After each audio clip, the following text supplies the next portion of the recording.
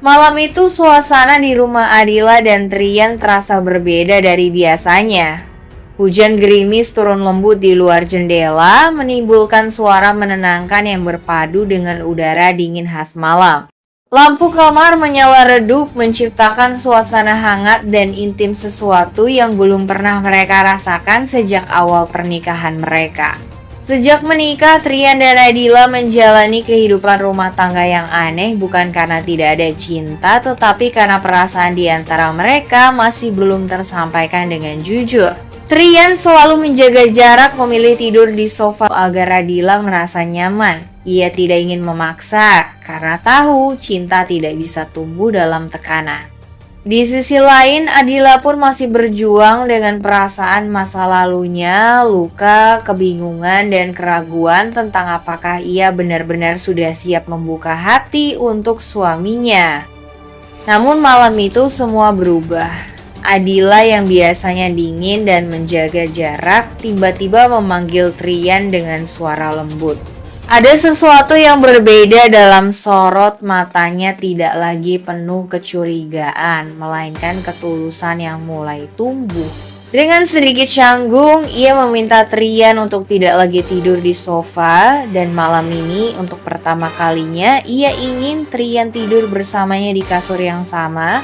Trian sempat terdiam, tidak percaya dengan apa yang baru saja ia dengar. Di dalam hatinya, ada perasaan haru yang sulit ia sembunyikan. Ia menatap wajah Adila, mencoba membaca makna di balik ucapannya. Ia tahu ini bukan keputusan kecil bagi seorang Adila, karena selama ini ia menutup diri rapat-rapat.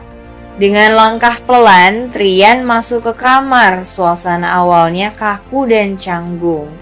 Adila sibuk merapikan selimut untuk menutupi rasa gugupnya, sementara Trian hanya bisa tersenyum kecil, berusaha tidak membuat keadaan semakin tegang. Namun seiring waktu, keheningan mulai mencair. Mereka mulai berbicara pelan tentang pekerjaan, tentang hal-hal kecil, bahkan tentang masa lalu yang dulu sempat memisahkan mereka.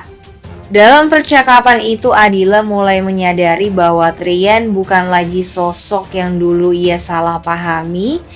Ia bukan pria arogan atau kasar seperti yang ia kira.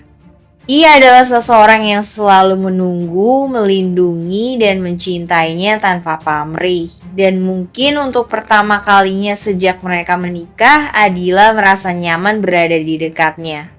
Sementara itu, Trian merasa malam itu adalah malam terindah dalam hidupnya. Ia tidak berani berharap terlalu jauh, tapi cukup dengan bisa berbaring di sisi Adila. Ia merasa dunia seolah lebih tenang. Malam semakin larut, hujan di luar masih turun perlahan, menciptakan irama yang menenangkan. Adila akhirnya tertidur lebih dulu, sementara Trian hanya bisa menatap wajahnya dalam diam. Dalam hatinya, ia berjanji akan menjaga perempuan itu seumur hidupnya, apapun yang terjadi nanti. Dan malam itu menjadi saksi bukan hanya tentang dua orang yang akhirnya tidur di ranjang yang sama, tapi tentang dua hati yang perlahan mulai menemukan rumahnya masing-masing. Mungkin inilah awal sesungguhnya dari cinta mereka, cinta yang lahir bukan karena perjodohan, bukan karena paksaan, melainkan karena waktu yang akhirnya memberi mereka kesempatan untuk saling mengerti dan menerima.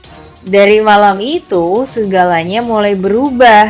Keputusan Adila untuk mengizinkan Trian tidur di sampingnya menjadi titik balik dalam hubungan mereka awal, dari kisah cinta yang perlahan tumbuh dari kedekatan dan kepercayaan. Sejak kejadian itu, Adila mulai membuka diri. Ia tidak lagi bersikap dingin seperti sebelumnya.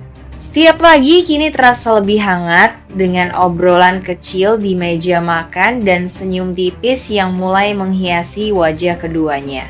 Trian pun semakin menunjukkan perhatiannya, bukan lagi sebagai atasan atau teman kerja, melainkan sebagai suami yang benar-benar ingin melindungi dan membahagiakan istrinya.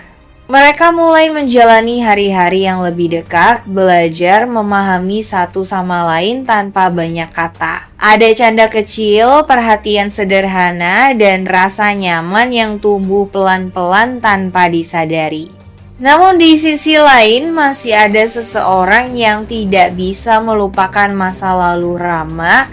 Di balik kehidupannya yang tampak tenang, pikirannya masih dipenuhi bayangan Adila. Ia masih menyimpan perasaan yang dalam meskipun kini perempuan itu telah menjadi milik orang lain. Setiap kali ia mengingat senyum Adila, hatinya terasa hampa dan menyesal karena telah kehilangan kesempatan yang dulu begitu dekat. Rama sering termenung di ruang kerjanya, memandangi foto masa lalu mereka berdua yang tersimpan di ponselnya.